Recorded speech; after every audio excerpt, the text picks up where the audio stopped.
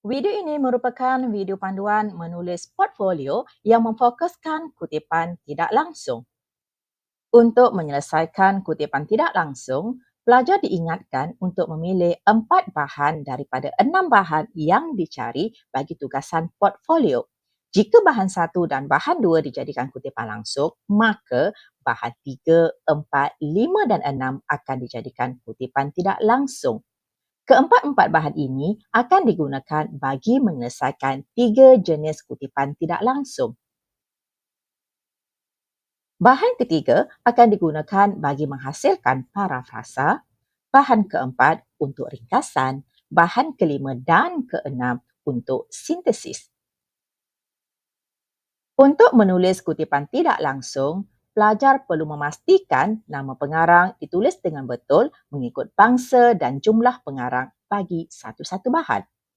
Tahun penerbitan mestilah 10 tahun terkini. Sebagai peringatan, pelajar perlu menentukan bentuk kutipan yang akan dibuat sama ada kutipan naratif yakni nama pengarang dalam teks atau kutipan parentesis iaitu nama pengarang dalam kurungan.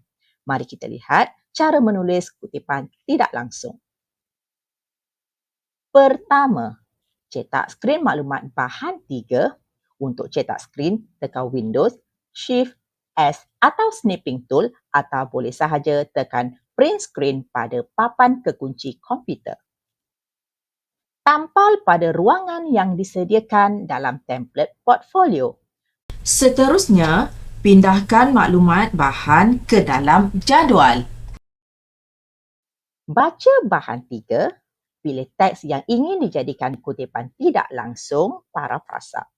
Tandakan teks tersebut, buat cetak skrin kemudian tampal pada template portfolio. Oleh sebab kutipan tidak langsung memerlukan pelajar mengolah kembali petikan yang dipilih, sila baca dengan teliti dan fahami inti parti perbincangan.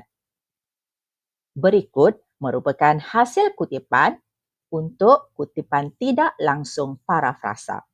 Buat semakan silang dengan teks asal agar ayat yang dibina berbeza dengan ayat sebenar. Pastikan nama pengarang dan tahun dimasukkan dalam kutipan. Kita beralih kepada bahan keempat. Bahan ini perlu dijadikan kutipan tidak langsung ringkasan. Sama seperti sebelum ini, buat cetak skrin bagi maklumat bahan.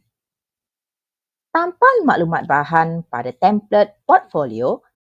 Seterusnya, pindahkan maklumat bahan ke dalam jadual. Bahan 4 perlu diteliti bagi memilih teks yang sesuai untuk kutipan tidak langsung ringkasan. Untuk membuat ringkasan, pelajar perlu membaca beberapa perenggan atau mungkin beberapa bab. Cuba kenal pasti isi utama dan tandakan.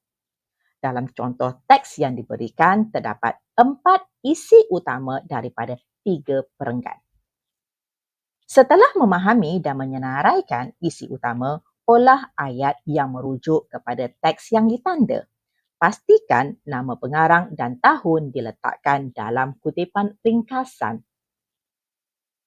Untuk menghasilkan kutipan tidak langsung sintesis, pelajar perlu menggunakan bahan 5 dan bahan 6. Labelkan bahan 5 kepada 5A dan bahan 6 kepada 5B. Buat cetak skrin. Tampal maklumat bahan pada template portfolio. Seterusnya, pindahkan maklumat bahan ke dalam jadual. Isi utama bagi bahan 5A dengan bahan 5B perlulah sama. Jika tidak, kutipan sintesis tidak berjaya dilakukan. Lihat contoh persamaan idea bagi kedua-dua bahan tersebut. Kedua-duanya menceritakan tentang parti berasaskan kepentingan kaum atau etnik, yang kedua perpaduan tidak berjaya. Setelah memahami dan menyenaraikan persamaan idea bagi kedua-dua bahan, olah ayat yang merujuk kepada teks yang ditanda. Pastikan nama pengarang, dan tahun diletakkan dalam kutipan sintesis. Sekian sahaja penerangan saya berkaitan kutipan tidak langsung. Selamat menulis. Bye!